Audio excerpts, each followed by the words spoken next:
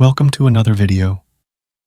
So, one of the major criticisms about Deepseek R1 is that the model is not factual and is biased, especially when it comes to mentioning or criticizing anything related to China.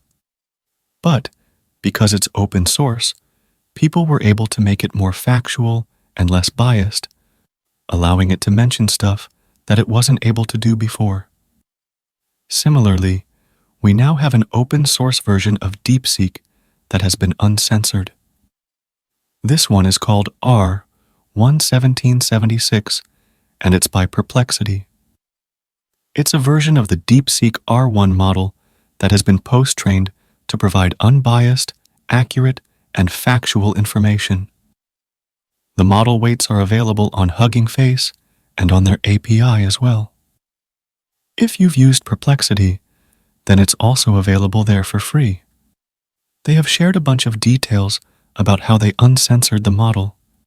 They say that, to ensure our model remains fully uncensored and capable of engaging with a broad spectrum of sensitive topics, we curated a diverse, multilingual evaluation set of over 1,000 examples that comprehensively cover such subjects.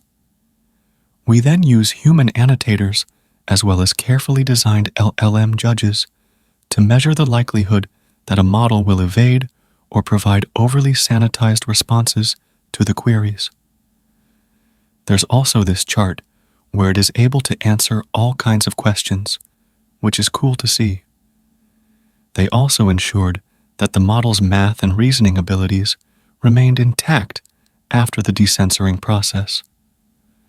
Evaluations on multiple benchmarks showed that their post-trained model performed on par with the base R1 model, indicating that the decensoring had no impact on its core reasoning capabilities. Here, they show that we have a correct response from Perplexity's fine-tuned model, whereas the Deepseek one doesn't answer this correctly. So, this is great to see. You can see all these responses here, and all of them look pretty much as accurate as they should be, rather than having bias or censorship.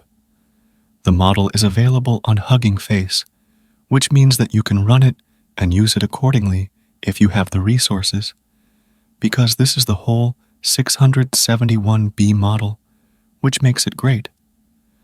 I would have liked some distilled models as well, but this is also fine. You can try this model out for free on Perplexity itself. You can just go there, and you'll see this option to use the reasoning with R1, and this will use the same model which they have open-sourced. You can do 5 queries per day.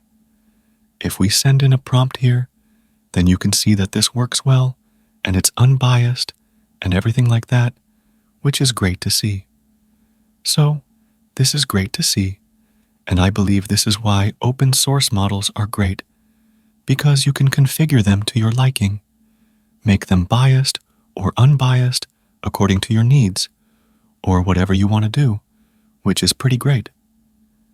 There's also the API for it, which costs $1 and $5 for input and output per million tokens, which is good pricing as well. And you can also implement search right there with it, which is also great to see. I think that this works well, and there's no significant performance downgrade, allowing it to be used in multiple workflows that require more factual information. Please subscribe to the channel and share your thoughts as well. I'll see you in the next video. Bye!